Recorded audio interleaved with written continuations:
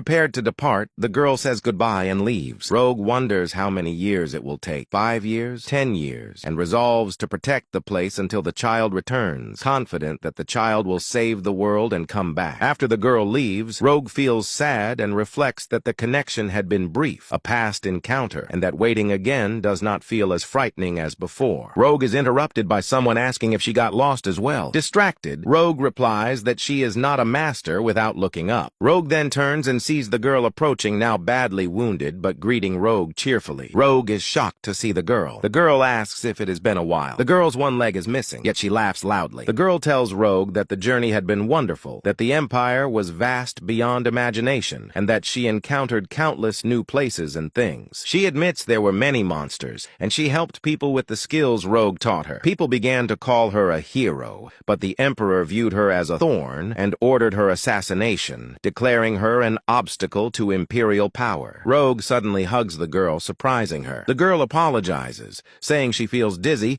then clings tightly to Rogue while asking if Rogue has been well and if Rogue cried when she was gone. Rogue does not directly answer, and instead says that now Rogue wants to hear the girl's story. The girl briefly recounts the untold parts of her journey. At that moment, soldiers arrive, and one of them angrily curses the hero brat, saying she should have died peacefully instead of coming to the mountain. Their leader, a knight, orders silence and says they are searching, prompting the angry soldier to apologize. As they advance on the mountain, they spot a figure, and the knight commands the soldiers to pack quickly and descend the mountain. Rogue appears, furious, holding a gleaming sword, and asks if they still think this is a mountain. Rogue summons many monsters that attack the soldiers. Rogue explains that 120 years ago, while traveling the continent as a messenger, she found remnants of the Demon King's army here, tore them apart, and scattered their pieces until the corpses became soil and a forest grew. Rogue says she feared necromancers would misuse the place and has guarded it ever since, but now it seems that guarding is no longer necessary. The summoned monsters brutally kill the soldiers, causing the others to panic. The knight urges everyone to calm down and form up,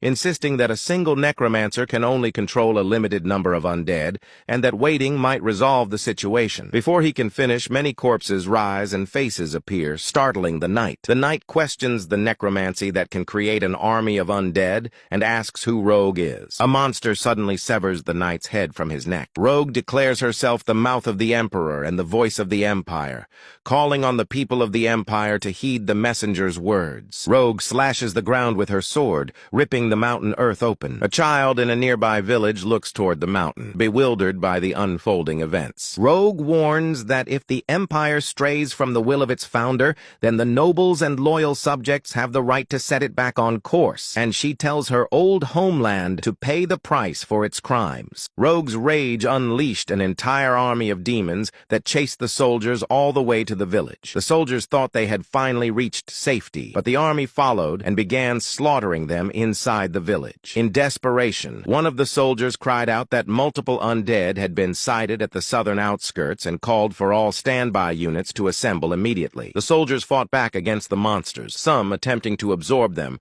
but the battle only grew worse as more explosions erupted and even larger waves of monsters appeared. Panic spread among the soldiers until a man stepped forward, ordering everyone to move aside. He revealed his sword technique and cleaved a monster in half, then moved with blinding speed to cut down several more. After dispatching the monsters, he demanded to know what kind of necromancer could command such an army. His identity was revealed as Imperial Knight Escher Soma. His eyes then fixed on a giant monster,